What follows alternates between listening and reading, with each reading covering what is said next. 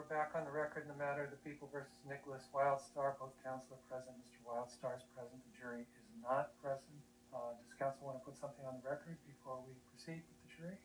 Yes, Your Honor. I wanted to raise once more the limitations that the court sees on this idea of a civil settlement.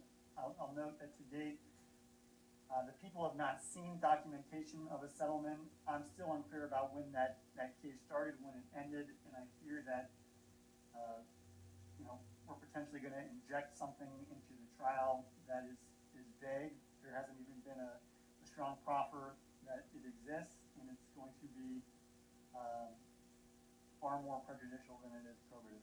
Well, as I understand, Ms. Hemming, the only reason that you would offer any evidence of that is to establish that somehow this is a retaliatory filing by the DA. Am I correct about that? Yes, Your Honor. As discussed, we really aren't going to go into the details of the case, but that the lawsuit was filed, that it eventually did settle, and it settled amidst all of these different cases being brought and filed, and all right, well, put it in a timeline, a linear timeline. Let me just clarify then. Do you have any problem with limiting the testimony to the fact that there was a lawsuit and it was settled, and leaving it at that without going into any of the details of the lawsuit or the settlement agreement, since we don't actually have that? Yes, Your Honor. For sure, we're not going to talk about the details of the settlement agreement or what it settled for or what amount it settled for or anything like that. Okay, so I think with that limitation, the court is not going to exclude testimony regarding that if Mr. Wildstar decides to testify. And Mr. Cook, was there anything else that you wanted to bring up? Yes, Your Honor. I just imagine that he's going to testify to the timing of this civil suit, and I would object to any testimony regarding the timing of the suit or when it is, without receiving any sort of documentation from the defense that this suit ever existed or that it was going on during these cases. Well, you can cross-examine about that. So, if you feel that testimony is irrelevant, you can object, but I don't know how I can limit it any further than I already have, so we'll just leave it at that. Is there anything else?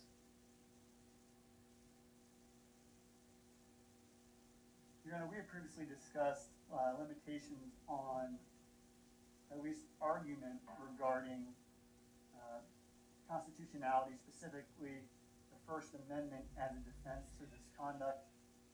I just wanted to clarify the court's stance on the limits the defense can go into. We haven't discussed jury instructions yet, but because these are all general intent crimes, mistake of law is not a defense to any of the crimes that are charged. Obviously, Mr. Wildstar has a First Amendment right, and he can say what he wants. It's just that there are limits, as we all know, to our First Amendment freedoms. And I'm not sure, Mr. Cook, what your issue is. If they want to argue that he's exercising his First Amendment right, I don't see any reason they can't argue that, but it does not constitute a defense to the charges that have been brought in the case. Understood, Your Honor. Okay. Do you want to add anything, Ms. Hemming? No, Your Honor. No. Okay. So are we ready to bring the jury back in? Yes, Your Honor. Yes, Your Honor. All right. So let's do that.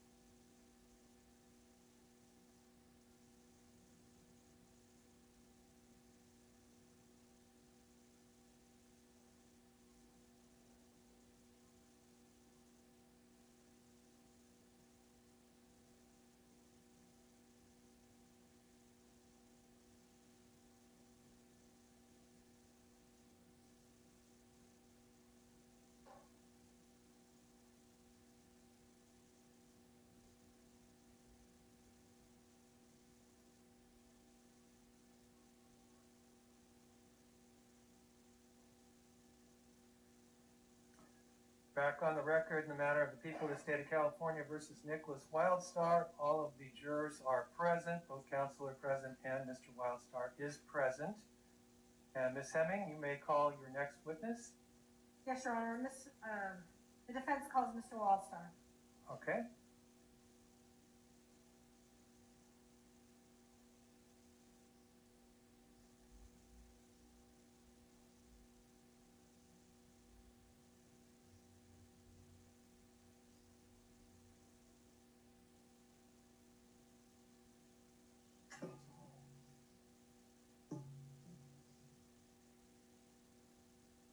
You solemnly state that the evidence you shall give in this matter shall be the truth, the whole truth, and nothing but the truth. Fine.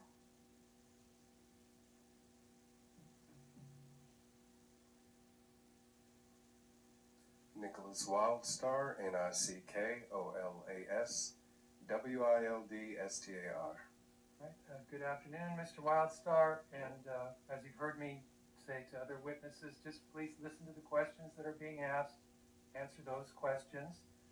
If you don't understand the question, you can say, I don't understand, or if you don't know, you can say, I don't know. And if one of the attorneys objects, just wait until I rule on the objection before you answer. Do you have any questions? No, sir. All right. Ms. Hemming, you may inquire. Mr. Wildstar, just a little bit of background information. Where do you live right now? Fresno, California. How long have you lived in Fresno? Almost 2 years now. My wife and I, we moved there back in June of 2019, and to start our family. So you have a family? Yes, I have a 17-month son, the first child with my wife, who today actually is our 9th anniversary. Thank you. Before you moved to Fresno, where did you live? We lived in Fullerton. And what do you do for a living? I am an independent digital marketer. This is now due to COVID, but before that I actually worked for a company. What kind of digital marketing do that entail? Just basically promoting businesses online. Our previous witness testified that he met you at a DUI checkpoint. Regularly go to DUI checkpoints? No, Overruled. Go ahead and answer. no, that was actually my first and only DUI checkpoint protest that I've attended. Did you record that? I did, yes. Overruled. This was very early when I was running for governor of California, and I was advised by one of my campaign advisors to pretty much get involved in these type of events. So I was invited to come down to this DUI protest, and that was my first time meeting the cameraman as well as a few other what they call First Amendment auditors. First Amendment auditors, what exactly is that? These are basically independent journalists, people of the public, that record public officials in their line of duty, whether this is a police officer or a judicial official. They are again documented by the public. So there's several websites like Cop Watchers and other types of websites that exist where these First Amendment auditors again submit their material from the public. Have you ever done any type of First Amendment auditing? Yes, I have. What are some of the places that you've audited? Well, unfortunately, I've had to record traffic stops myself of where I was profiled by police officers and recorded the incident. So actually, that's how I ended up coming about learning about the whole existence of this type of, I guess, information was a traffic stop in Laguna Beach. So you have stated that in the past you ran for city council and for governor. Why did you decide to run for city council? Sustained. I don't see this being Governor, about the incidents at issue here. The first incident occurred on September 10th, 2018. Why were you at Central Justice Center that day? I had been requested by my attorney for a previous civil case, or pardon me, criminal case, that I had existing traffic cases to deal with, and this actually resulted in a civil suit against the Fullerton Police Department. And during this case, I was informed about these two traffic cases that existed that I then had to deal with. So upon learning that knowledge, I then went to court that day to deal with them. At the time of this particular incident, you were involved in a civil suit? Yes. When you went to the courthouse that day to deal with your traffic tickets, did you record your proceedings in front of the judge with your cell phone? Yes, I did. And why did you decide to record your proceedings in front of the judge? Well, state law actually allows it. There's PC 138 subsection G, I believe it's. Here on the phone. Involvement, Your Honor, in objection to Oh. condition. Well, Go ahead and let's ask your just- next question. Yeah, let's just talk about why you felt that you should document your court appearance. Sure. Besides any other laws that may allow it, specifically, why did you want to document your court appearance? To preserve the integrity of the court, and of course make sure that that everything was happening on the record. Did you feel that maybe things were going to happen that you wanted to have your own record for? Objection to meeting. Overruled. No, I actually did not anticipate any type of confrontation, but knowing officers' history, especially here in Orange County, and how they approach First Amendment auditors, that the possibility of aggression by them did exist. So I knew that that was a possibility. When you say that you had an experience with the officers here in Orange County, is that in reference to the civil suit that you had with the officers here in Orange County? Yes, I was actually arrested while walking to work one Objection, day. Your Honor. Refuse. What's the question you just asked him?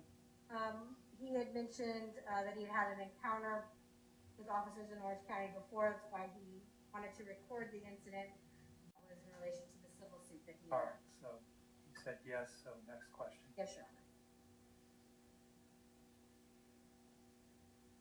On that day that you went to Central Justice Center to clear up I apologize.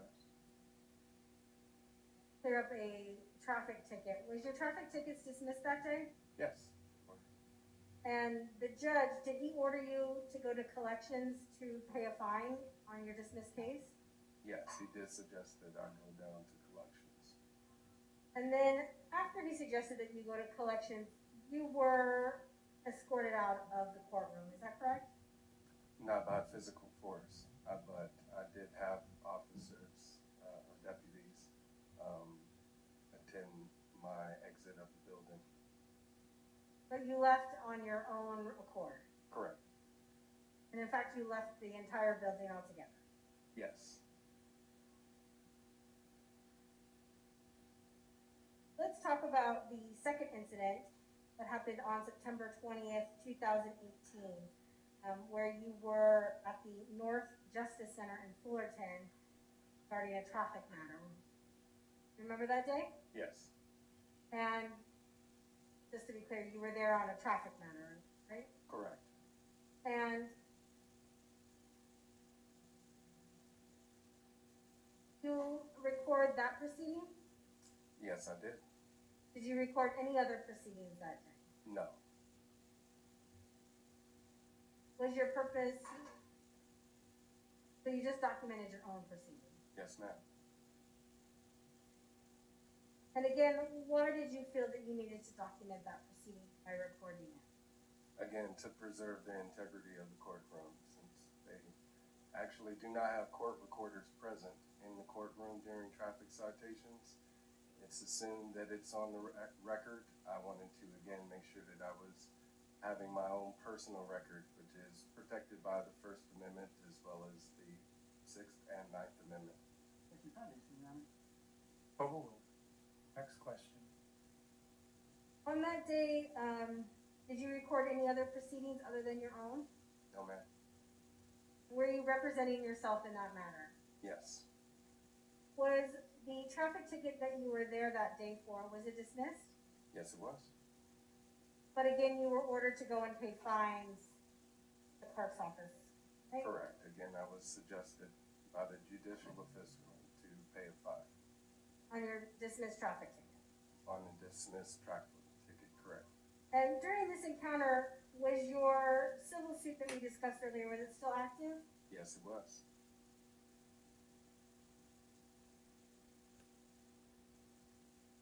So let's talk about the third incident that happened on December 20th, 2019, here in the Central Justice Center. Do you remember why you were here that day? Yes, I do. I ended up finding out after a traffic stop while traveling to an event in Santa Cruz on my campaign for mayor of Fresno that there were warrants for my arrest for the two previous appearances in court, the two dismissed cases that we're discussing here. So when you were stopped and arrested on an arrest warrant, when was that? That was in August of 2019. And were you transported to Orange County? No, I was actually taken to Santa Cruz jail and released a few hours later and told to appear in court in Fresno, or pardon me, in Orange County in December. Based upon your understanding of that arrest warrant, that was based on the two incidents that happened that we just previously discussed, the September 10th and the September 20th, that are at issue in this case. Correct. It was almost a year later, so I had assumed that, again, since they had been dismissed from the last time I had appeared in court, that the matter had been cleared up. So the only thing that should have existed, if it were to, were these civil assessments, the fees, which I believe they attempted to garner wages for. But this was almost a year later, and that was pretty much the first time I ever learned about the charges at all existed. So you were arrested in August based upon charges that were filed in August from a year before. Correct. At the time that you were arrested, was your civil suit still ongoing? No, I believe it had just settled, and I was awarded a settlement for or against the Fullerton Police Department. Okay, next question. So then you were arrested on a warrant, you were released and told to come back and appear on December 28th, right? Correct. And when you were here in the courtroom on December 20th, based upon the arrest and the prior two incidents, were you representing yourself that day? Yes, ma'am. Why did you decide to represent yourself? Well, because I wasn't offered the public defender, and I don't have the funds to obtain my own private attorney. So the day that you were in court on December, how did you feel about having to come and appear regarding those earlier two incidents? I was extremely upset, especially having to drive all the way from Fresno, which is, if you're lucky, 4 hours away from, Orange County. So I also had to bring my family with me, my wife and my young child at the time, who newborn. He was born in September and the case was in November, so instead of me having to have the opportunity to focus on enjoying the Christmas holiday with my wife and my newborn baby, I Objection, Your Honor, had narrative. to come to court. Okay, next question. At that third appearance, you were taken into custody, am I right? Yes, And before you were taken into custody, did the judge issue a warning that you were going to be taken into custody? no, he did not. Did the judge request that you leave or else you would be taken into custody? No, he did not. Were you surprised if you were being taken into custody? I certainly was. And so you were taken into custody that day, and how long do you remember that you were in custody before you were released on that case? I was kept in jail through the Christmas holiday. Thank you.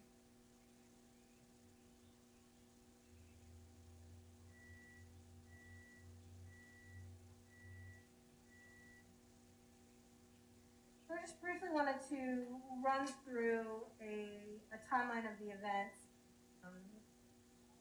Again, you appeared in this courthouse on September 10th on traffic cases that was dismissed. Yes? Yes, And then you appeared on the 20th on, again, traffic cases that were dismissed. correct. And then almost a year later, you did find out that there was a warrant based on those two charges, those two Correct. appearances. Yes, And then around that same time, your civil suit against the Orange County, was it the Orange County Sheriff's, Orange County Sheriff's Department, correct. was settled.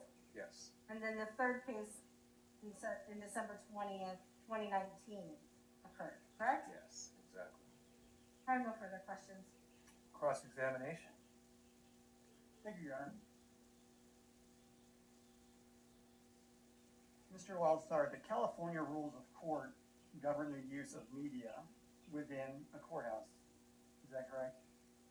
From what I've learned, You said from what you've learned. Are you implying that you did not know that September 10th, 2018, when you walked into P46? well, I knew that it was a rule of the court, but I also know, again, Penal Code 138, PC 138G, which allows Objection, Your Honor, non-responsive. recording. Overruled. Go ahead and finish your answer. Okay, so again, PC 138G. Your Honor, I'd ask that the defendant not refer to his cell phone while he's testifying. All right, so, I was just reading off. all right, so you're just using that to refresh your Correct. memory? Okay, next question, Mr. Cook. You're aware in September 10th, 2018, about California Rule of Court 1.150, correct? I knew it existed, correct, but I also knew that, again, PC 138G allows, and states specifically, the fact that a person takes a photograph or makes an audio or video recording of a public officer or peace officer while the officer is in a public place, or the person taking the photograph or making the recording is in a place he or she has the right to be, does not constitute in and of itself a violation of subdivision A, does not constitute reasonable suspicion to detain a person or probable cause to arrest that individual. So I knew that, again, under PC Code 138G, I as an individual had the protected right under California law to record a public official in their person, Your the testimony capacity. today is that back in September 10th, 2018, you did not think that California Rule of Court 1.150 applied to you. Well, the two, again, contradicts each other, and if PC 138G is an actual law, Objection, The, Your Honor, non-responsive. All right, so Mr. Wildstar, just listen to the question and answer that question as best as you can, and why don't you repeat the question, Mr. Cook? Mr. Wildstar, September 10th, 2018, did you believe the California Rule of Court 1.150 governed the use of your media within courtroom C46? no, I do not. That's interesting. Now, you were also party to another case in March of 2018, correct? March of 2018?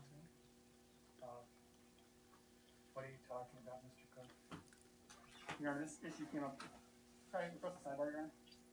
All right, I'll see counsel at sidebar.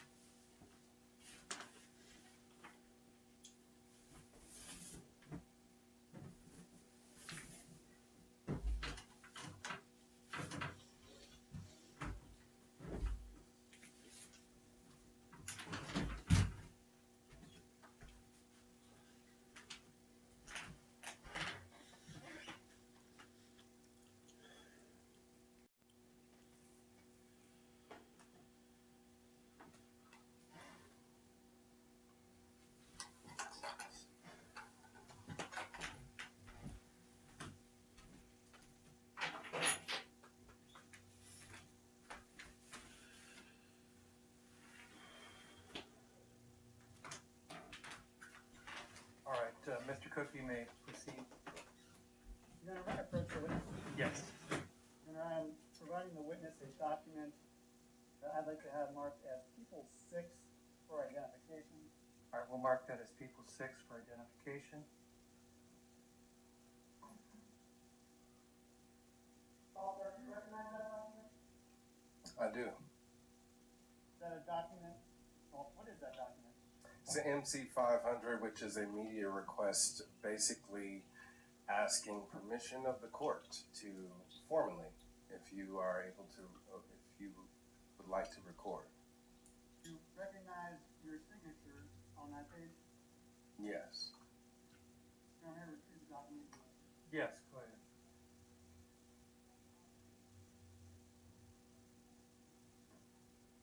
Well, sir, did you submit this document in March of 2018? Correct. And you submitted a document requesting the court for permission to access the proceedings and to record those proceedings in 2018, March 2018. It was a formal request, correct. That request was denied, correct? Which it usually is, yes. So in March of 2018, you submitted a request pursuant to Rule of Court 1.150 to use media and it was denied, correct? Yes, same thing happened here today for this court, but since it's being broadcast live on YouTube, it's unnecessary, or was deemed unnecessary. And then your testimony is still that a few months later, when you appeared in court, September 10th, 2018, you didn't think those rules applied anymore? No, sir. Again, a rule is not a law. The court does not have a rule, a law that says you cannot record in court. When again, PC 148 subsection G says you do. So that is the actual law saying I do have the right to record in court. And I chose to again exercise that right. Let's focus down on some of those rules and directives. September 10th, 2018, you walked into C46. Is that accurate? Okay. You walked into C46 on September 10th, 2018? If that is the number of the courtroom, then yes. Right. It was a traffic court hearing, correct? Yes. And when you walked in, there was a commissioner on the bench, correct? A commissioner, correct. Commissioner Matthew Flynn, correct? Mr. Flynn, yes. Commissioner Matthew Flynn, correct? Yes. He is a judicial officer, correct? Correct. When you walked up to that podium, you had a cell phone in your hand, correct? Yes. Mr. Flynn, Commissioner Flynn, told you to put that phone down, correct? Yes, he did. He told you in no uncertain terms to turn it off. That's accurate, correct? Correct. You did not turn it off, correct? No. And he asked you again to turn it off, and you did not turn it off, did you? No.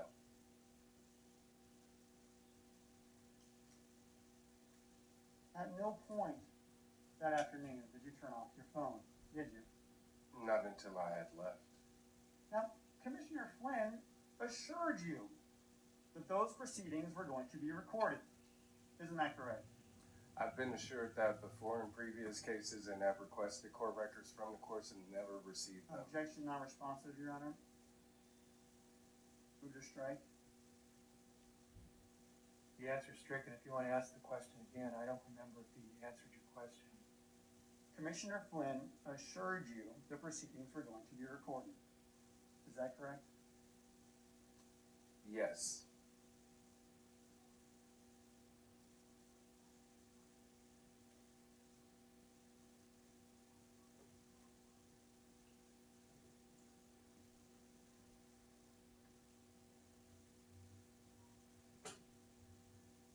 Mr. Wildstar, you were running for city council at that time, correct? Yes, sir. You had planned to put this video on YouTube at that time, correct? As I do it in all other videos, correct. Objection relevance. Overruled. And you stated for your video your candidacy for city council, correct? Yes, sir. And you did that knowing that you'd likely put this on YouTube, correct? Well, again, when running as a public official, I was documenting my entire campaign journey, so potential voters could see and hopefully support my campaign. So along with debates and, city hall events, interviews, etc., part of that is also my own personal experience as a candidate, and this so happened to fall under that. Clearing this traffic ticket was a part of your campaign experience. I would hope it would not be, but it seems to fall in there somehow. You viewed this traffic ticket experience as part of your larger campaign effort. When promoting to be a defender of our rights and liberties as a candidate, then yes, I believe that it is essential for me to do so.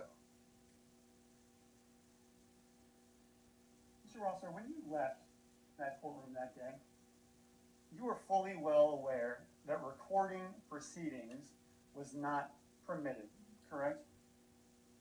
I know that the law of the land is the United States Constitution, which is superior over everything. Mr. Wildstar, you recorded those proceedings, correct? Yes. And the judge told you not to, correct? Yes. He told you that twice, correct? Not certain, but if that's how many times you can recall, then so be it. Well, the video shows that he asked you twice, straightforward.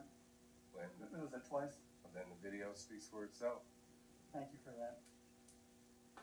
And after this, officers escorted you out of the courtroom, correct? Yes. Again, I willingly left. As a result of your conduct on that day, correct? I assume so. And you didn't think they were escorting you out because you had been recording that proceeding?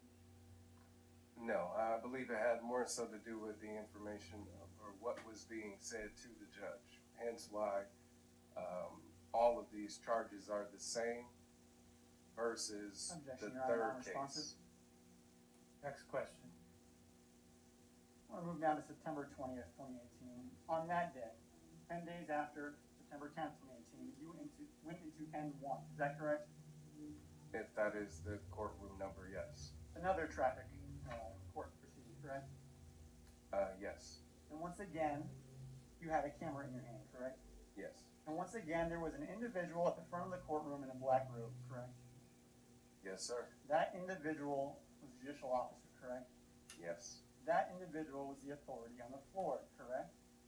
In his judicial capacity, he has an oath to uphold the United States Constitution. If he fails to do so, then he no longer obtains that right. That individual, that judge, was the authority within the courtroom, correct? He had claimed to be so. But you viewed yourself as the authority in the courtroom, correct? I'm a member of the public, sir. I am the taxpayer. So, in my view, again, my position was to make sure that the integrity of the courtroom was being preserved, which is why I asked him, was he acting on his oath? Your position at that time was to ensure the integrity of the courtroom was preserved. Is that your testimony today? Correct. Judicial officer asked you to stop recording, correct? Yes, he did. You did not stop recording, correct? No. You then asked that security officer to arrest the judge, correct? Yes, sir. I asked the bailiff to assist me in exercising a citizen's arrest against the judge, which I felt committed treason, which he has a duty to do so. You accused the court of treason, that's correct? Yes, sir. And after that officer refused to arrest that man, you invited the others to quote unquote have the people take over. Well, according to the laws of power, Well, why don't you rephrase your question, Mr. Cook? You ultimately told the crowd, we the people now have to take over. Is that correct? well, we hire bailiffs to do a job. If they don't do a job, then who holds them accountable? So it is up to we the people to do so. Since the bailiff had failed to act in his capacity as a law enforcer and failed to uphold a PC 839, which is again, any person making an arrest may orally summon as many persons as he deems necessary to aid him therein. So under PC 837, which I felt like was a violation of my civil rights, I then asked the bailiff to assist me in the citizen's arrest. Since he failed to do so, I then asked members of the public to assist me. You asked the bailiff to apply force to remove a sitting judge. Is that correct? Actually, Mr. Well, I would hope that wouldn't be necessary. I mean, he is a man with a gun, so he is already threatening in his person. That's correct. The bailiff had a weapon, did he not? Yes. Now, going through the metal detectors to get to court every day, you know that he is the only individual in that courtroom with a weapon, correct? Correct. And that's why you chose him to potentially take that judge and remove him, correct? Well, he's then chosen to, as an individual to arrest me. So since I am the taxpayer and he is the public servant, just as the judicial official is, and you, prosecutor, work for the taxpayer. So I know about the way the authority works when it comes to, again, the judicial capacity of this courtroom. And so because the judge wasn't upholding his oath, you were the authority on the floor, correct? We the people are, yes. And you being the leader of the people, correct? At that moment in time, I felt the need to, again, exercise my natural right and my constitutional protected rights, since I'm not a sworn, government official. Government officials are the only ones who swear to uphold the United States Constitution. We the people do not. And so you were acting on behalf of every member of the public who's in the courtroom that day, correct? Well, we do have the First Amendment right, or a right protected under the First Amendment to record, since we do have the freedom of press, as well as, again, the freedom to protest. And under the Ninth Amendment, which says that our rights do not come from the government, but come from we the people. Mr. Wildstar, you're running for, or were running for, political office, correct? I am currently running for governor. And you were, at Go ahead. that time, you were running for political office, correct? Yes, sir. I am a politician. You find that your videos, which have you interacting with authorities, give you more views on YouTube? I would hope that it, again, would validate to the minds of voters that I would be the chosen candidate to uphold the United States Constitution and make sure that our government officials are being held accountable. Is that why you felt the need to let the potential listeners know about your political website? I, again, wanted to inform them that were I to be elected, that would be my job.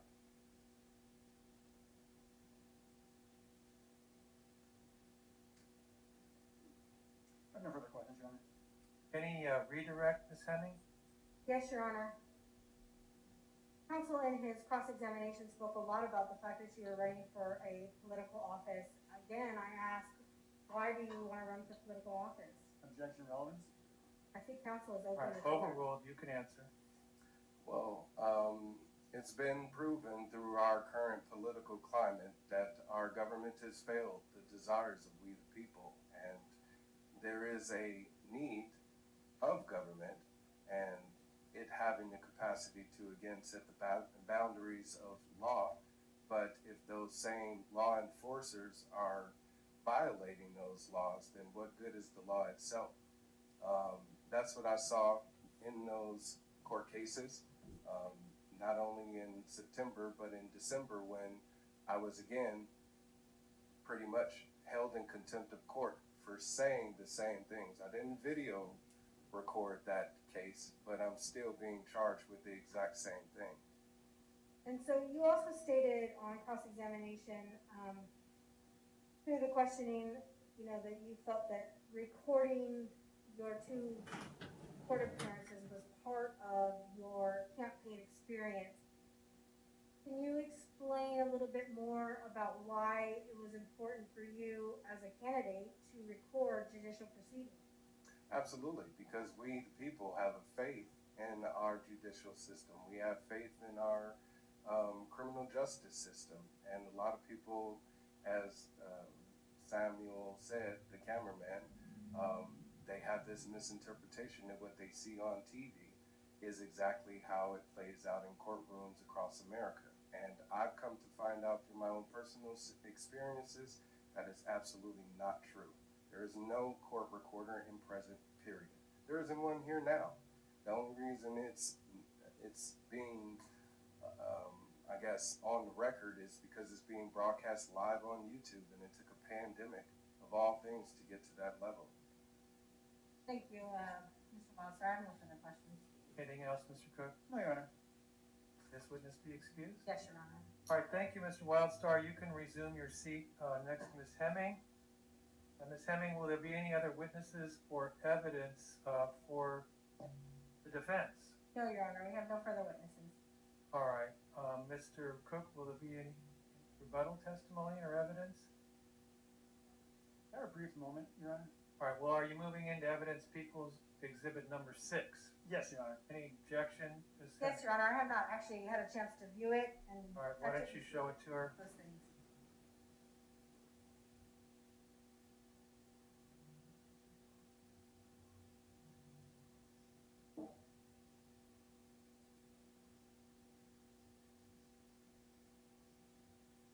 No objection, Your Honor. All right, so People's number 6 is received into evidence. Let me see counsel at sidebar, please.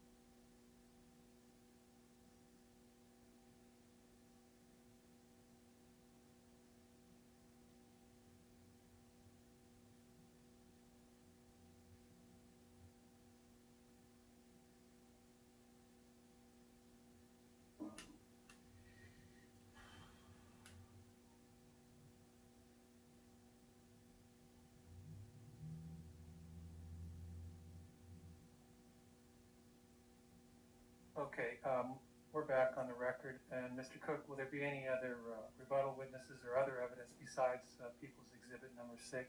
No, Your Honor. All right, ladies and gentlemen, both sides having rested, we finished with the evidence in the case.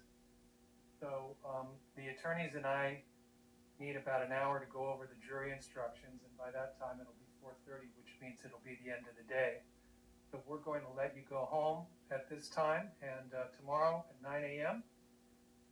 We'll give you the instructions on the law that applies to this case. You'll hear the closing arguments from each of the attorneys, and then the case will be given to you to deliberate. So please remember, even though you've heard all the evidence in the case, not to talk about the case or about any of the people or any subject involved in it with anyone, including the other jurors. Do not do research, share information, or talk to each other or to anyone else about the facts of the case or anything else connected with the trial. And do not use any form of electronic or wireless communication to do any of those things either. Do not make up your mind or express any opinion about the case or any issue connected with the trial until after you've discussed the case with the other jurors during deliberations. So just like yesterday, you can wear your badges home and wear them when you come back to court tomorrow. And I'd like all of you to be outside the courtroom at 9 a.m. tomorrow. And as soon as everybody is here, we'll finish up with the instructions and closing arguments from counsel. Please drive carefully on your way home, and we'll see you all tomorrow. You can leave your notebooks and everything on your chairs. The bailiff will make sure nobody touches them or looks at them, and they will be there for you when you come back tomorrow.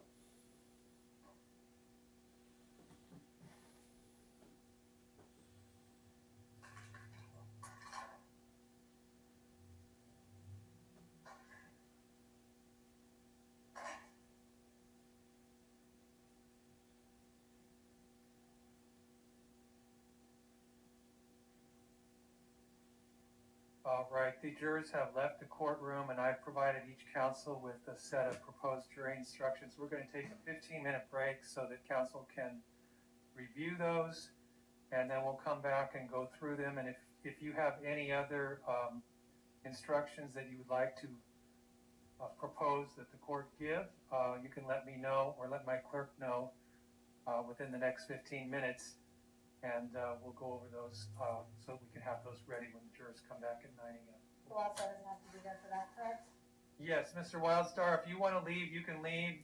You do have a right to be here, but you don't have to. So if you're ready to take off, you can let your attorney appear for you. We will see you tomorrow at 9 o'clock. Thank you, sir. Thank you.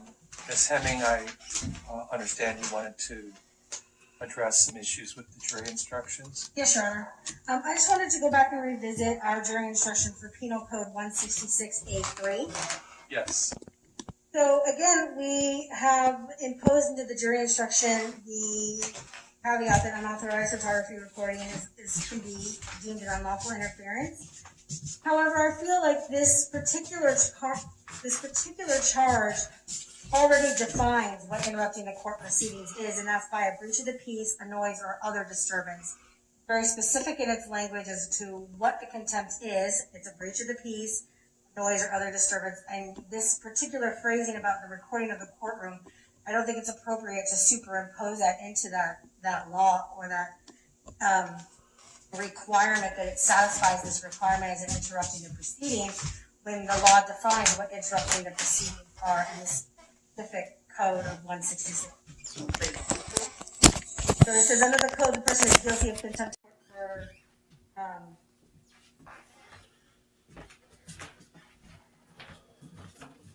they breach the peace, noise, or other disturbance directly intended. So I think that I'm arguing that should be removed from the jury instructions. Just this particular one about the unauthorized photography recording by passing, that it can be used to satisfy the element of interrupting the proceedings, because the interrupting the proceedings is specifically defined as a breach of the peace, noise, or other. Mr. Cook, do you want to respond to that? Yes, Your Honor, I think the jury instruction as it's currently constructed is an accurate statement of the law. The paragraph defining unauthorized photography as a unlawful interference comes directly from the rules of court. And it's going to be up to the fact finder to determine whether or not that alone satisfies one or two. But the mere fact that it could go to that element or it could go to the second element is ultimately going to go to the fact finder. But it is an accurate statement of law. All right, and it is noted that for both Penal Code 166A1 and 166A3, neither of those code sections specifically mention unauthorized recording or photographing in the court. However, based on the evidence that was presented at the trial, at least for counts 1 through 4, one of the alleged acts that could be found to be a violation of either 166A1 or 166A3 was recording or using your phone in the courtroom in violation of court rules. So that's why the court has included that particular statement in both of those instructions. It's not to suggest that that is in fact necessary for the jury to find that the defendant is guilty of either of those charges. The jury could find that there was nothing wrong with him recording and still find that some of the other things that he said or did while he was in court were sufficient to violate one or both of those statutes.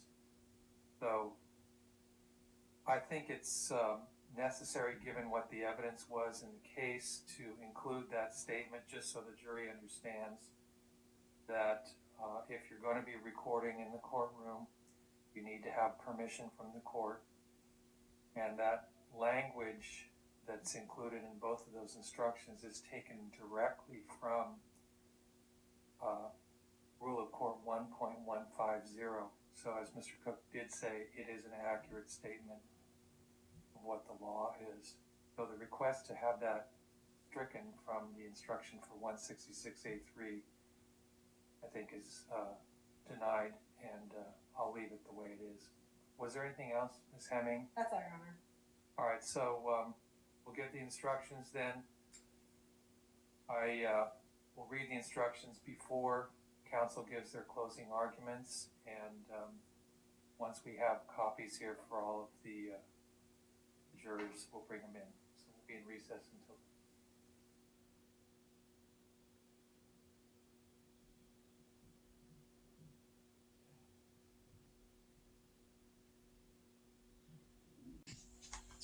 to prove that the defendant is guilty of these crimes, the people must prove that 1. The defendant willfully acted in a disorderly, contemptuous, or insolent manner.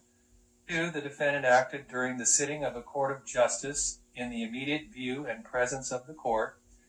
And 3. The defendant's actions directly tended to interrupt the court's proceedings or impair the respect due to the court's authority.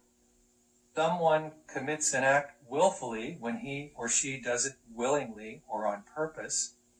Someone acts in a disorderly, contemptuous, or insolent manner if his or her actions impede the orderly administration of justice or degrade the dignity of the court. Unauthorized photographing, recording, and broadcasting in a courtroom without the express permission from the court is an unlawful interference with the courts or the proceedings of the court. Court means the courtroom at issue, the courthouse, and its judicial officers. The defendant is charged in counts 2, 4, and 6 with contempt of court in violation of Penal Code Section 166A3. To prove that the defendant is guilty of these crimes, the people must prove that 1. The defendant willfully interrupted court proceedings by a breach of the peace, noise, or other disturbance And 2, the defendant's actions in court directly tended to interrupt the proceedings of the court. Someone commits an act willfully when he or she does it willingly or on purpose. Unauthorized photographing, recording, and broadcasting in a courtroom without express permission from the court is an unlawful interference with the proceedings of the court. Court means the courtroom at issue, the courthouse, and its judicial officers. It is not a defense to the crimes charged in this case that the defendant did not know he was breaking the law or that he believed his act was lawful. The defendant is charged with contempt of court in counts 1, 3, and 5 in violation of Penal Code Section 166A1 and in counts 2, 4, and 6 in violation of Penal Code Section 166A3. The people have presented evidence of more than one act to prove that the defendant committed each of these offenses sometime during September 10th, 2018, September 20th, 2018, and December 20th, 2019. You must not find the defendant guilty unless you all agree that the people have proved the defendant committed at least one of these acts for each of the crimes charged, and you all agree on which act he committed for each charged crime. Each of the counts charged in this case is a separate crime. You must consider each count separately and return a separate verdict for each one. The last instruction I'll read after the lawyers give their closing arguments. And at this time, since the people have the burden of proof, they have the opportunity to give the first closing argument. And Mr. Cook, whenever you're ready, you may proceed with your closing argument. You want to run through the wall? Yes.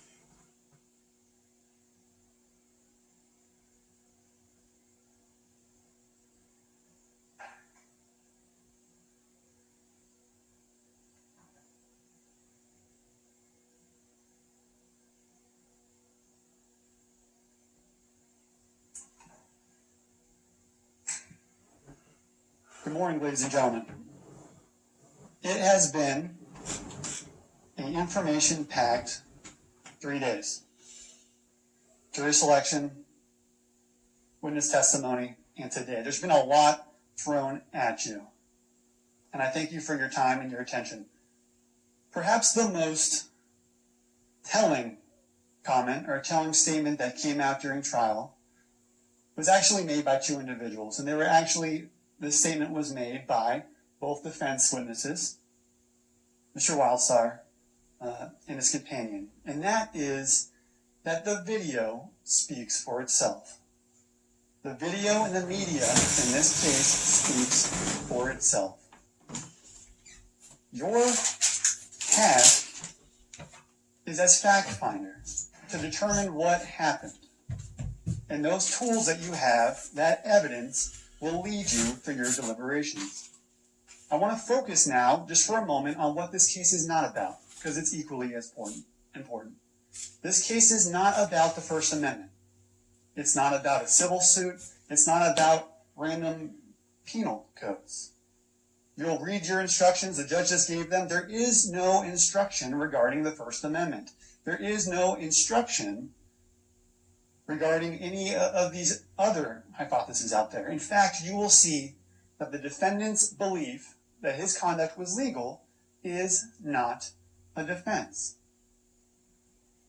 Now, that's important to remember. And it's important to remember when we take a step back and consider the role of law in society. We all have different views on laws. It's one of the things that's great about this country. We can have different views on different policies, different laws. You can express those views. There's different types of laws. I gave an example during voir dire, the duck feeding hypothetical. There's other laws, right? There's a law about marijuana people disagree about. There's laws about prostitution people disagree about.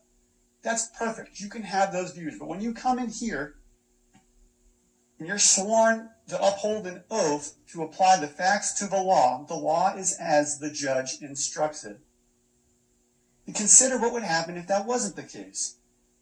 You'd have potentially a situation where someone can believe what they want to believe, have their own values, and decide that they're going to live those values, act however they want, and because they honestly believe their conduct is legal, they couldn't be held responsible. there would be no law. An individual who believed that they had a right to drunk drive could get behind the wheel of a car and do what they want. An individual who believed they had absolute property rights, honestly believed it, could commit a robbery. That's not what we have, ladies and gentlemen. It's understandable if you're sitting there thinking, I honestly believe Mr. Wildstar thought what he was doing was legal. I recognize that he's doing something for society. I recognize that he has beliefs about the First Amendment. Everyone's human. You can have that thought, but the issue is you must have faith that if this case gets to sentencing, those factors will be considered by a judge, that they have no role in your deliberation of the facts of this case. Mr. Wildstar has a right to have the facts of his case heard to determine what happened beyond a reasonable doubt. That information is contained in the media that you have. That information speaks for itself. I'm going to slowly go through some of the jury instructions just to touch on them, explain them again, and hit some of the law. There are 6 charges, 2 separate codes, 166A1 and 166A3. They each apply to each date of violation, September 10th, September 20th, and December 20th of 2019. Each one of those is a separate crime. They each deserve your careful deliberation. You're going to have a verdict form for each one of those crimes. The judge gave you a unanimity instruction. It essentially means we have presented evidence of multiple acts which would constitute a violation under each of these codes. You all, to find the defendant guilty, must agree on at least one of them. You don't have to agree on all of them. So whether that's recording or threatening to overthrow a judge or interrupting the court proceeding, you don't all have to agree that all of those happen. You just have to agree on one of them for each element. Counts 1, 3, and 5, contempt of court in the presence of court. There are 3 elements here. The first is the defendant willfully acted in a disorderly, contemptuous, and insolent manner. The second, the defendant acted during the sitting of a court of justice in the immediate view and presence of the court. And the third, the defendant's actions tended to interrupt the court's proceedings or impair the respect due to the court's authority. Number 2 really is not at issue in this case. There's really no dispute that these incidents happened in the presence of a court. They were in a courtroom, they were in front of judicial officers. I'm not going to spend much time talking about that element, but we are going to break down some of these other elements. What does it mean when an act is done willfully? There is no requirement that Mr. Wildstar intended to break a law. There's no requirement that he intended to cause a disturbance. The requirement is that he intended to do the underlying act, that he intended to record, that he intended to make the statements that he did, that he intended to proceed in the way that he did, not that he intended to disrupt the proceedings at all. It's a general intent crime. Element 1 includes the language disorderly, contemptuous, and insolent manner. Well, what does that mean? It means any behavior or actions that impede the orderly administration of justice or degrade the dignity of the court. Court isn't just the physical building. It's not just the courthouse. It also includes the judicial officers. By law, any unauthorized photographing, recording, and broadcasting in a courtroom without the express permission of the court is an unlawful interference with the proceedings.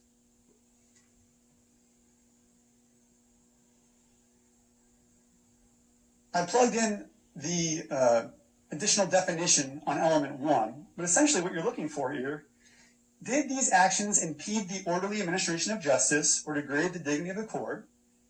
And element 3, did they interrupt the court's proceedings or impair the respect due? There were some parallels there. There's the impeding the orderly administration of justice, interrupting the court's proceedings, and then there's the element of degrading the dignity of the court or impairing the respect due to the court's authority.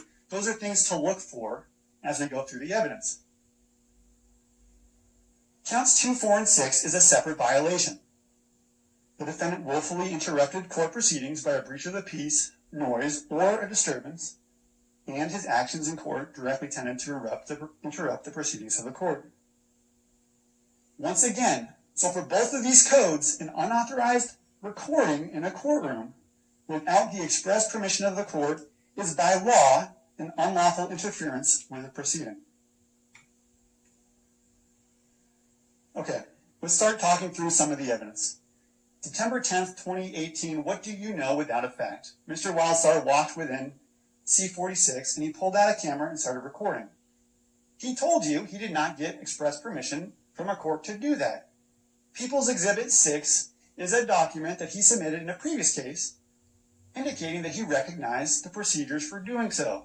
He told you he didn't do it in this case. And we also know because we have Commissioner Flynn in that video telling him not to record. He did not have the express permission of the court to record. It's in your transcript. Are you recording? Yes, I am. Listen to me, turn it off. Why would I have to do that? I'm telling you to turn it off. It is clear that he did not put that phone down. That recording without the express permission of the court is by law an unlawful interference with proceedings. And when he did not put it down, when he continued to do that, it starts checking other elements of the box as well, of the crime as well. It impedes the orderly administration of the court and degrades the dignity of the court. It degrades the dignity of the judicial officer when he gives a direct order, a lawful order, a clear order, and it is not followed. Not the first time, not the second time, not at any point the defendant was in front of that officer. It also, and again, this isn't even a requirement, but it also checks the box. So both of those ors in count one, it impedes the orderly administration of justice. I want to focus on this. Justice in these courtrooms is not simply a function of the judicial officer and the defendant. It is a team. It's a team of the court clerks and staff. It's a team of the individuals present, the defendants, the citizens who have to work together to get through a calendar, who want to go home to their families, who want to make progress. And by delaying it, by refusing to put down the camera, by declaring his beliefs, by declaring, as we'll get to, his political stance and the fact he's running, it slows that down. It impacts everyone in this courtroom. From the court staff to individuals who are waiting to have their cases called. That's blurry. You have to watch that in the actual video itself.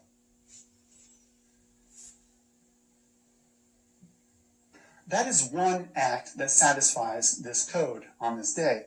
The other is Mr. Wildstar using this forum for publicity, for politics. Now, by all means, it is noble to run for office. I'm not a media person. It seems like it is an effective tool. Nothing should take away from the desire to serve, the desire to get your name out there. It's real. I understand if people support that and they see that as valid. The issue is, this is not the place for that. This is not a political theater. And the impact of this, as we'll get to later, people come to these courtrooms from all over the county. Some of them have warrants, some of them are victims, some of them want to clear a traffic citation. They all want to get in, they all want to get out. None of them wants to be involved in a political campaign. None of them wants to be caught on a video, put on YouTube. It just slows things down. So yes, using this forum as a political theater degrades the dignity of the court. Yes, it also slows down and degrades, impeding the orderly administration of justice. So count one is met. And again, there's multiple acts that satisfy this. There's the recording. There's also using that forum and that recording for political purposes. The second, count two, similar conduct. I'm not going to go through all of it because the videos are there and the facts are there. But that same conduct also hits the elements for count two. Recording by itself without permission is an unlawful interference with the proceedings. Refusing to put that phone down caused that disturbance. Refusing to put that phone down caused an interruption in the court proceedings. And using the courtroom as a publicity tool creates noise, creates a disturbance, and interrupts the proceedings. This count is also met.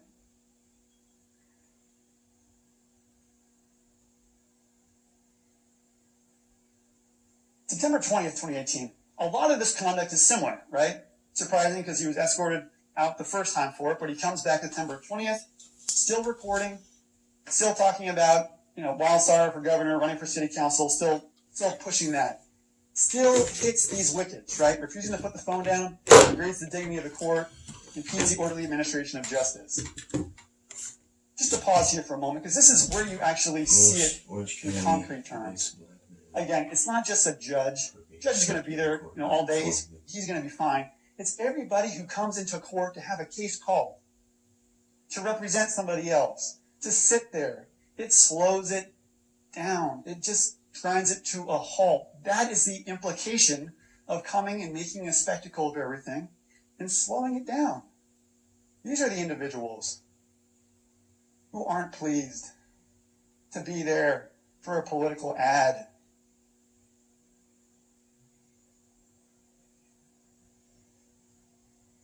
September 20th, 2018.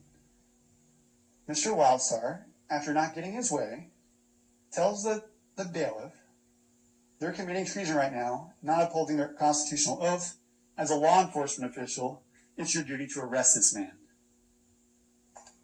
What greater disturbance could you have than a law enforcement officer being told there in that moment to turn around and to arrest a sitting judge? What greater harm to the dignity and the authority of that judge? I'd like to take a pause here. Throughout the recordings and also throughout his testimony, something that came out was this idea that as a taxpayer, Mr. Wildstar had the authority to tell that bailiff what to do. That simply because he paid taxes, he could boss that individual around. Now, thankfully, that's not how it works. Thankfully, regardless of whether you pay a ton of taxes or if you don't pay taxes at all, you have a say. And thankfully, just because you do pay those taxes, you can't go to any government official you want and say, do this for me, do this, that for me. It degraded the court. And it wasn't fair to the bailiff, just as you couldn't go to a teacher and say, I pay taxes, you work for me, do what I say, and if you don't, it's unlawful and you should be arrested. That's just not how it works.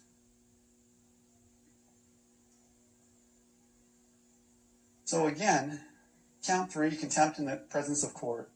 The defendant acted in a way that impeded the orderly administration of justice, and he did that in a number of ways. By recording, refusing to put the camera down, by using that recording for political purposes, political theater, by asking the bailiff to arrest the judge, and then when that doesn't happen, by turning around and saying, people, we need to take over.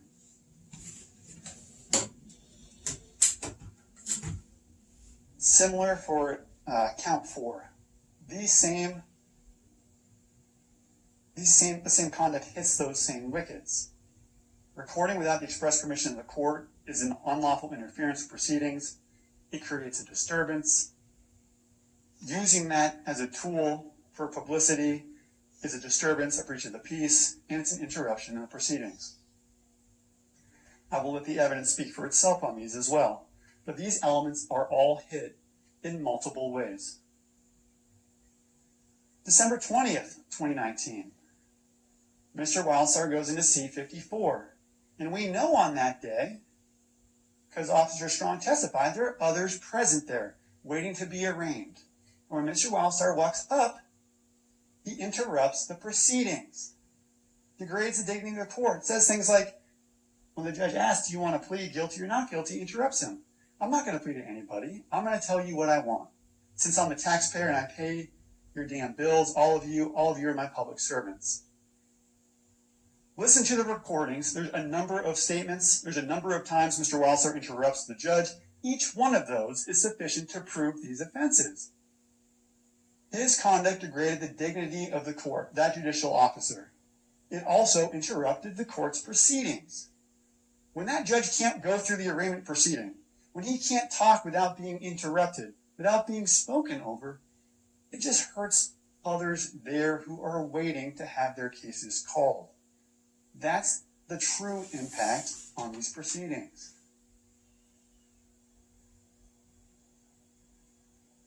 So, by the defendant's statements, his contemptuous behavior, his refusal to listen to the judge, he satisfies this element as well. I will leave you with this.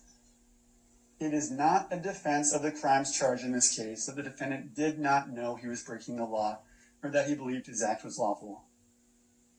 Cling to those jury instructions. At no point does it discuss the First Amendment. We're not asking you to go back there to be legal scholars. We're not asking you to go back there and make a policy decision. We're making you go back there and just follow the law. It's an awesome responsibility to be jurors. The facts are in front of you. Those recordings in the media will pave the way. That will tell you what happened that day. Merely apply the facts to the law, and these elements have been met. Thank you. All right, thank you, Mr. Cook. Ladies and gentlemen, we'll take morning recess so we can switch out the technology, take a 15-minute break. Please remember not to talk about the case or about any of the people or any subject involved in it with anyone, including the other jurors. Do not do research, share information. Here to listen to the evidence and to be an important part of the judicial process. It's because of individuals like you that this process, the judicial system, continues to grind forward. The wheels of justice continue to turn even during a pandemic. So I want to thank you for that. I also want to thank you for sitting and listening so intently to the evidence that was presented to you over the last day or two, and that you have stuck to your promise to listen to that evidence with an unbiased heart and an unbiased mind, and to adjudicate that evidence based upon the law. As you recall, at the start of this trial, Judge Knox, he did instruct you on the procedure and the burden of proof. He told you that that the state has the responsibility to prove their case, and that the defense doesn't even have to present any evidence or even make any statements. But we did. We presented evidence, and you heard a lot of evidence. You heard evidence from 3 officers from 3 occasions. You watched some videos. You heard defense witnesses, and you even heard from Mr. Wildstar himself. You heard recordings of the 2 appearances, and in those recordings, you heard Mr. Wildstar say a lot of things. He talked about freedom. He talked about sovereignty of man. He talked about his First Amendment rights and his constitutional rights. You heard him talk about his various candidacies for various offices, and based upon what he said, you may have gotten a glimpse into who Mr. Wildstar is and what his beliefs are. However, none of those things are relevant to the facts of law at issue in this case. What is relevant is his right to say those things. It is well established in this country that we have First Amendment rights, and that those rights include a freedom of speech. And freedom of speech generally means that we cannot be punished for the things that we say. This, of course, is limited by some exceptions. For instance, you can't threaten a person with harm. But in this case, we heard several witnesses say that Mr. Wildstar didn't threaten anybody. He wasn't verbally threatening or verbally abusive. In fact, the evidence shows that on all 3 occasions in question, Mr. Wildstar was using his words to express his political beliefs. Beliefs about sovereignty of man, beliefs about the U.S. Constitution, beliefs about what a true democracy looks like to him, with we the people at the center of it. He expressed beliefs about government accountability and transparency. All of those things are protected speech. Now, many courts have also held that filming and recording public officials is also protected speech. You may agree or not agree with the things that Mr. Wildstar says about his belief, and that's okay. But what's not permissible is that you use those words and beliefs as the basis for forming your opinion about the criminality of his actions that day.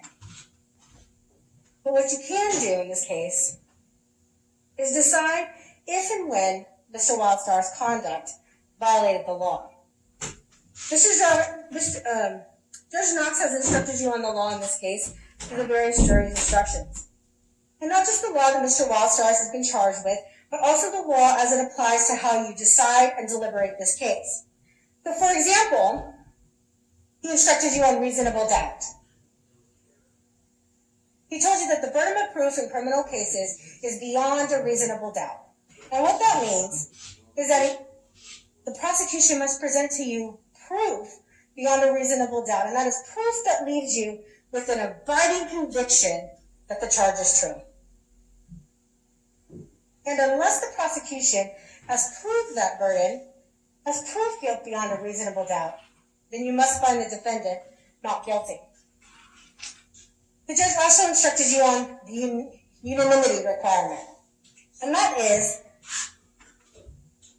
that you all must agree that the defendant committed at least one act for the crimes charged. In addition, you must all agree which specific act Mr. Wildstar committed for each charge.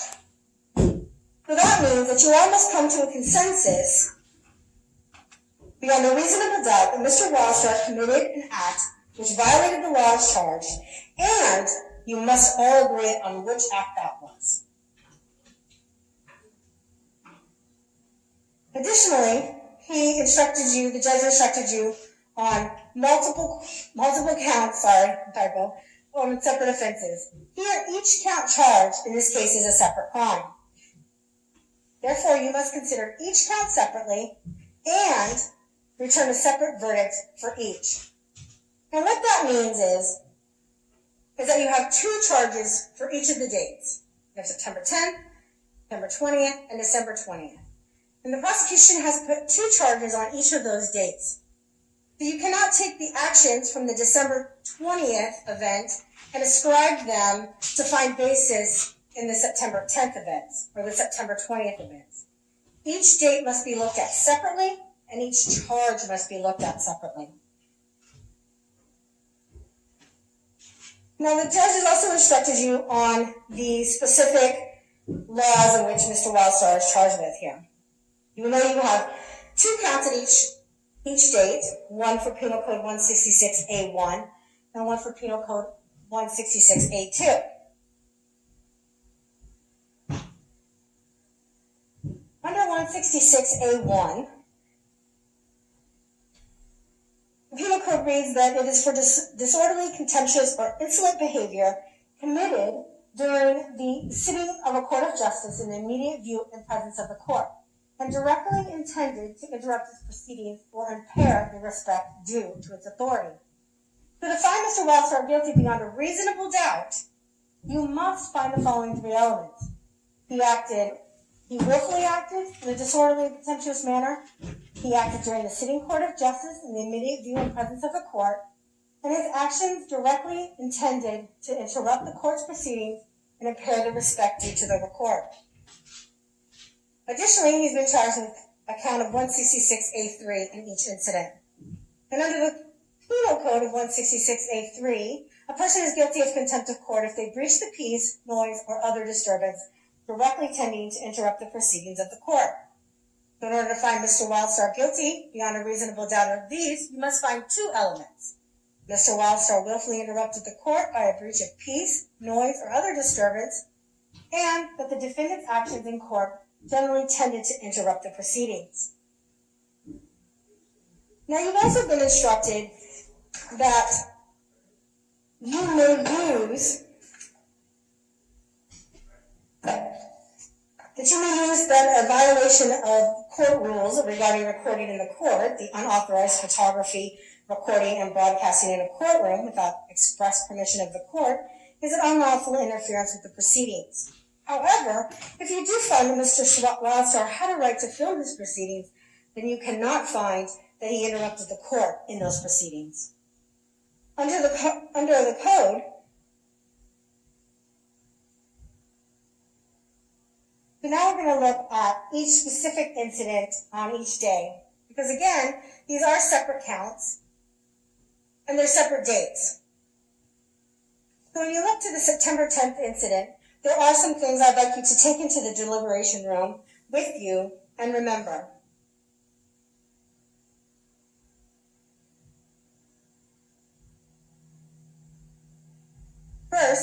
that Mr. Wildstar only addressed the court and spoke to the court out loud and only recorded the court during his own proceedings. You heard evidence that he did not record or speak during any other proceedings, that he didn't interrupt the court before or after his case was called. As a matter of fact, multiple witnesses told you that. And that he was only recording his own proceedings, which was well within his rights to do.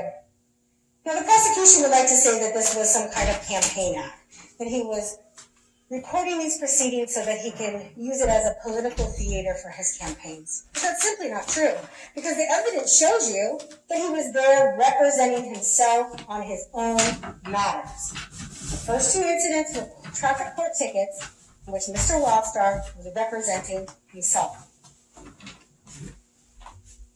At all times, Mr. Wildstar was addressing the court as his own representation.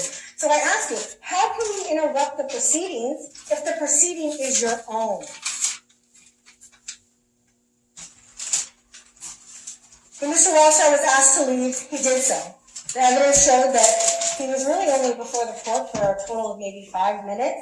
And then when he was asked to leave, and he did so, and then he was not arrested that day.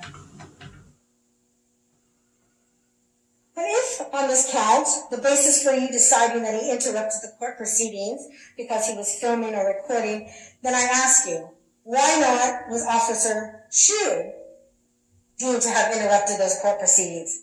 Did he not use his cell phone that day to photograph a proceeding? It was entered into evidence as Exhibit 1. Why was it okay for Officer Chu to violate the court rules and not be standing before you in contempt of court charges, but Mr. Wildstar was not able to record his own proceedings? Is that not the same violation of the same law? So then we look to the September 20th incident. Again, you have a separate incident with two separate charges that you must decide. You must evaluate whether or not Mr. Wildstar's conduct on that day and unanimously decide beyond a reasonable doubt if his conduct rose to the level of criminality. Again, you must unanimously decide what specific act Mr. Wildstar committed on that day. Again, there's some evidence that I'd like you to remember that you heard. Again, Mr. Wildstar only addressed the court, spoke to the court aloud, and only recorded in the court during his own proceedings. Again, it was not a political ad, as you've been led to believe, but simply Mr. Wildstar representing himself in his own traffic matter. At all times, Mr. Wildstar was addressing the court as his own representation. When he was asked to leave, he did so. And again, this matter only lasted 5 minutes. It was not a long, drawn-out event that kept court staff from getting home to their families. He was only there for 5 minutes, he stated his piece, he got both of his cases dismissed, and he left. Again, Mr. Wildstar was not arrested that day.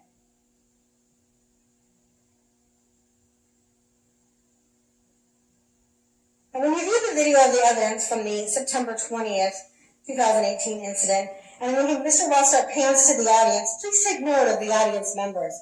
In fact, you see a waiting attorney sitting right there, and he has a smile on his face. He doesn't seem that he is interrupted, disrupted, or that he's feeling like his time is being wasted as he sees a pro per defendant vehemently and passionately advocate for himself.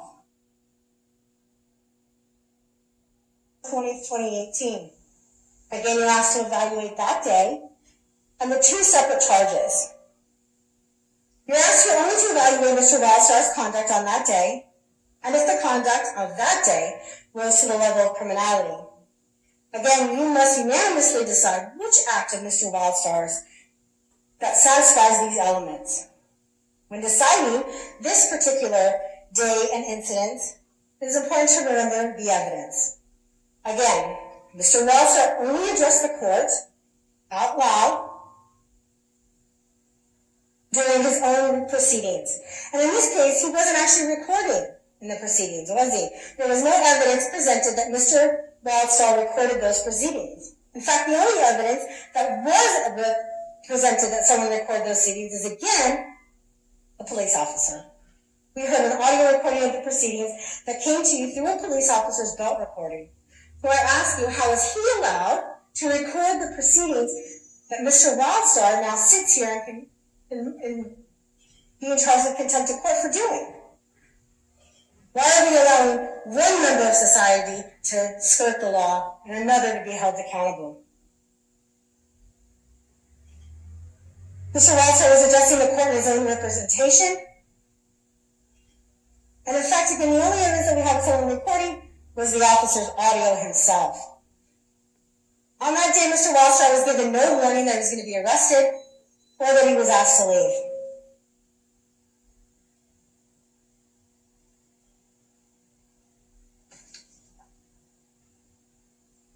There's a few takeaways I'd like to have you take back into the deliberation room with you.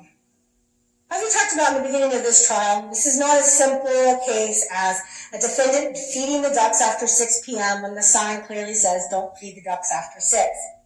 It's a nuanced case which you are asked to evaluate the conduct of Mr. Wildstar as it pertains to each incident and each charge.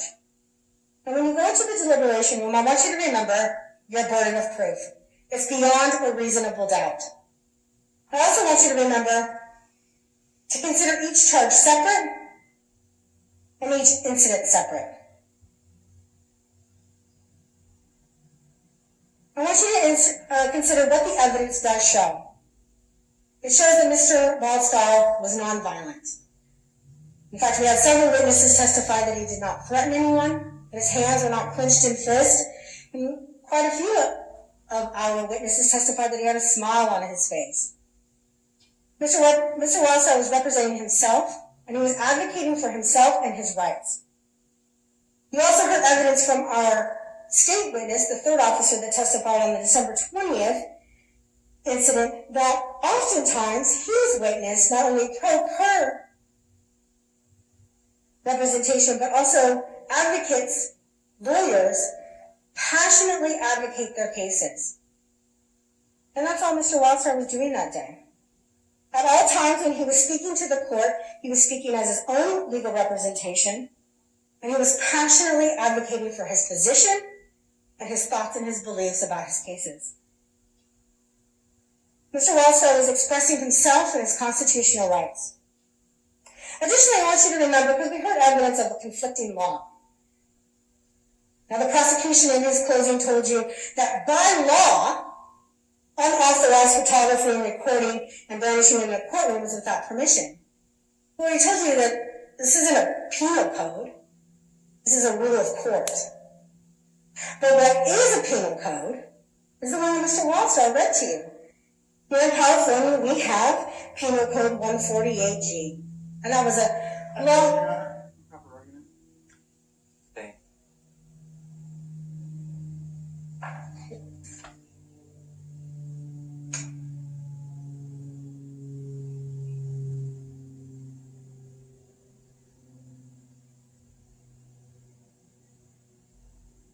But Mr. Wildstar did testify to that. He testified that there was a confusion of law.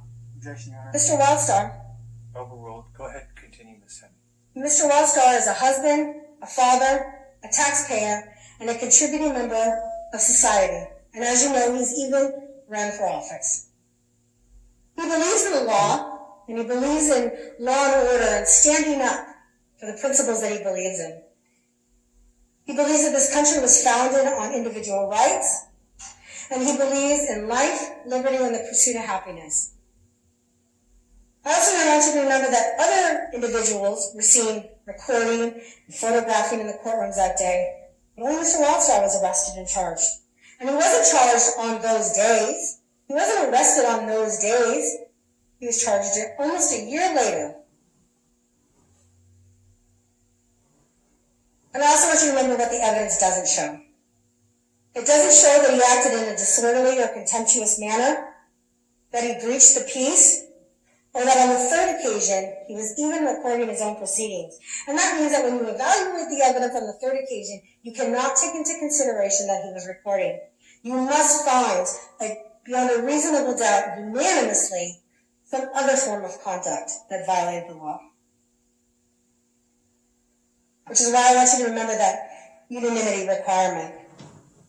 You're being asked to unanimously decide which acts, if any, rose beyond civil discourse and into criminality.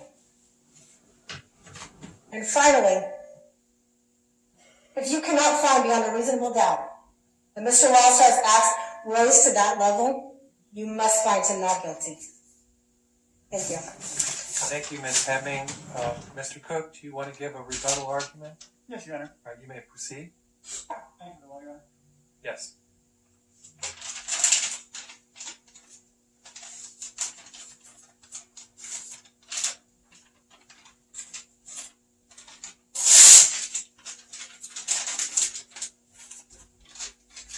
Ladies and gentlemen, I'm just going to address a few of those points very briefly.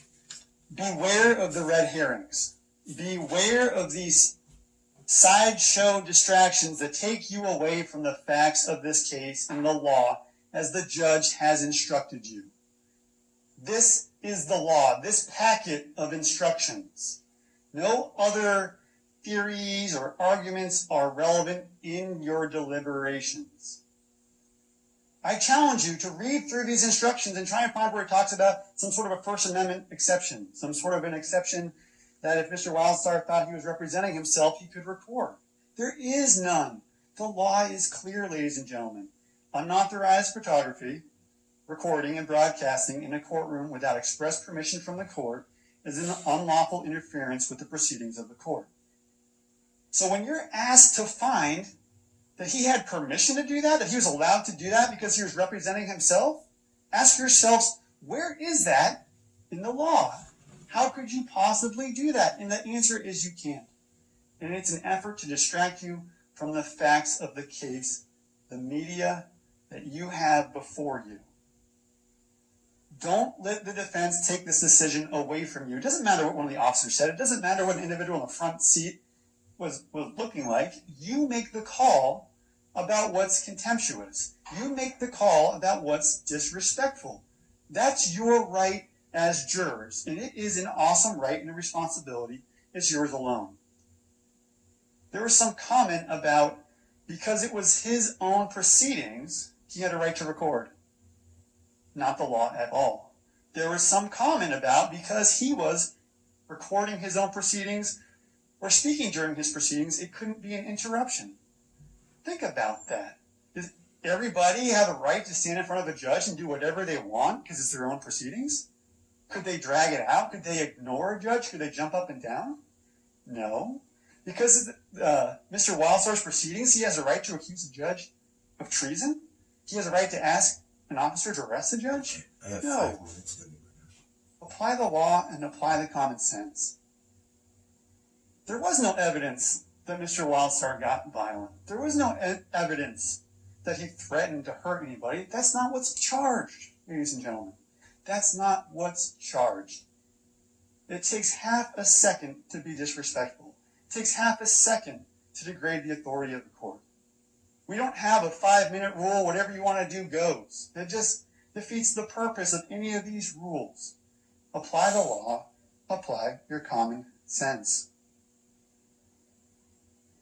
This is your case. The facts and the law are in front of you. The correct decision is one that's dictated by the law as only the judge in this courtroom has instructed you, and the facts as you have them. The only outcome in this case that's consistent with that is guilty of all charges. Thank you. Thank you, Mr. Cook. Ladies and gentlemen, when you go to the jury room, the first thing you should do is choose a foreperson. The foreperson should see to it that your discussions are carried on in an organized way and that everyone has a fair chance to be heard. It is your duty to talk with one another and to deliberate in the jury room. You should try to agree on a verdict if you can. Each of you must decide the case for yourself, but only after you've discussed the evidence with the other jurors.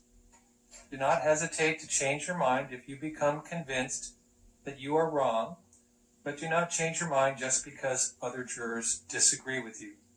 Keep an open mind and openly exchange your thoughts and ideas about this case. Stating your opinions too strongly at the beginning or immediately announcing how you plan to vote may interfere with an open discussion. Please treat one another courteously. Your role is to be an impartial judge of the facts, not to act as an advocate for one side or the other. As I told you at the beginning of the trial, do not talk about the case or about any of the people or any subject involved in it with anyone, including but not limited to your spouse or other family or friends, spiritual leaders or advisors or therapists. You must discuss the case only in the jury room and only when all the jurors are present. Do not discuss your deliberations with anyone. Do not communicate using your cell phones, either by texting, email, social media, or any other form of electronic communication during your deliberations. It's very important that you not use the internet in any way in connection with this case during your deliberations. During the trial, several items were received into evidence as exhibits. You may examine whatever exhibits you think will help you in your deliberations. These exhibits will be sent into the jury room with you when you begin to deliberate. Please.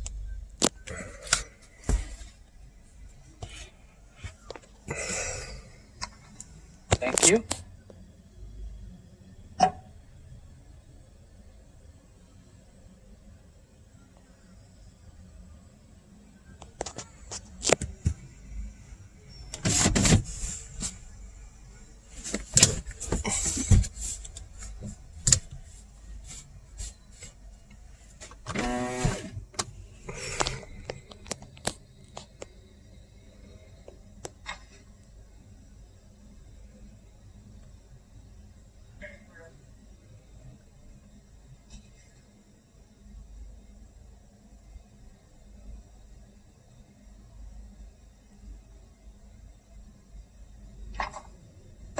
All right, I will ask the clerk to please read the verdicts.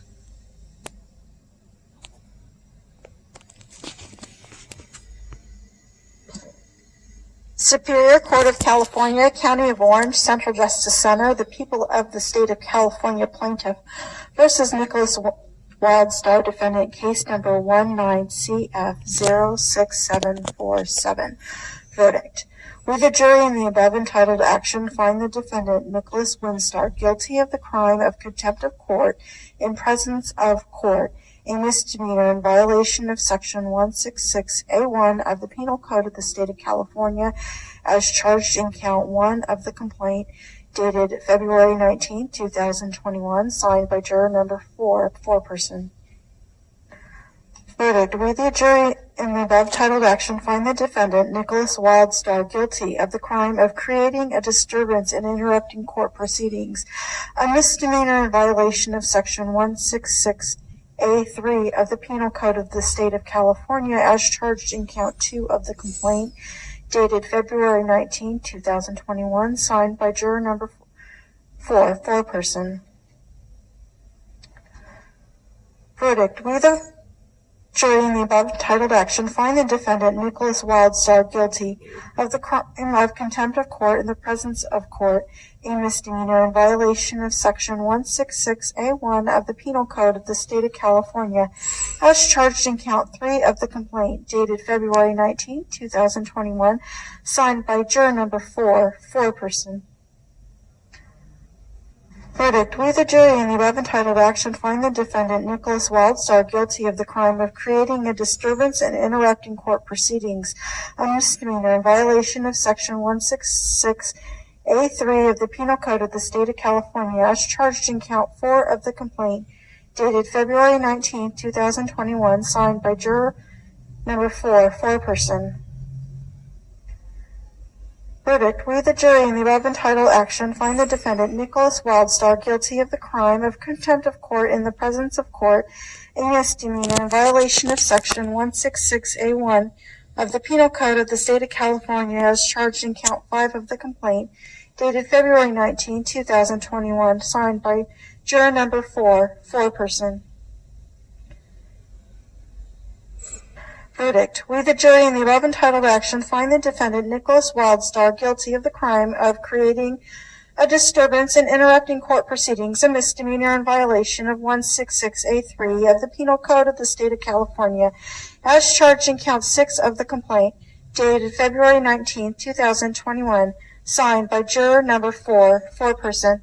Ladies and gentlemen of the jury, are these your verdicts?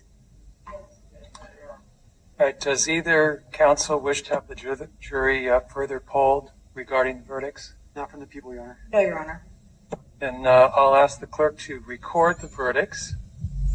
And ladies and gentlemen, you now have completed your jury service in this case.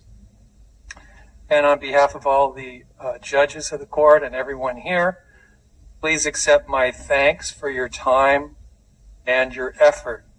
Now that the case is over, you may choose whether or not to discuss the case and your deliberations with anyone. I do want to tell you about some rules the law puts in place for your convenience and protection. The lawyers in this case, the defendant, or their representatives may now talk to you about the case, including your deliberations or verdict. Those discussions must occur at a reasonable time and place and with your consent. Please tell me immediately if anyone unreasonably contacts you without your consent. Anyone who violates these rules is violating a court order and may be fined. I am ordering that the court's record of personal juror identifying information, including names, addresses, and telephone numbers, be sealed until further order of this court. If in the future the court is asked to decide whether this information will be released, notice will be sent to any juror whose information is involved. You may oppose the release of this information and ask that any hearing on the release be closed to the public.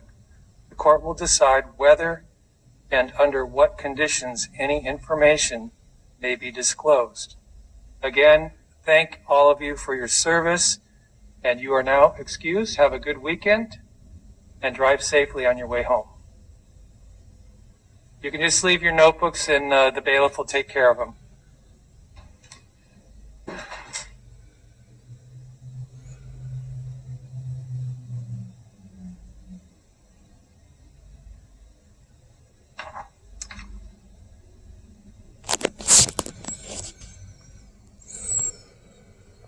All right, the jurors have left. Ms. Hemming, have you talked to Mr. Wildstar about future sentencing dates or how you want to proceed? Yes, Your Honor. I would like to waive time for sentencing and reset for March 18th. I will not be here on March 18th, so if you see on the calendar there to my right those dates that have been... The 12th, March 12th. All right, so that's Friday, March the 12th. Is that a date that's agreeable with the people? Yes, Your Honor, no objection to that. All right, and any recommendations from either counsel that you'd like to submit to the court, feel free for sentencing purposes. And we'll schedule it for March 12th. Mr. Wildstar will be released on his bail. That bail will remain until March 12th, and we'll see everybody back here at that time. Thank you. Your Honor. Thank you.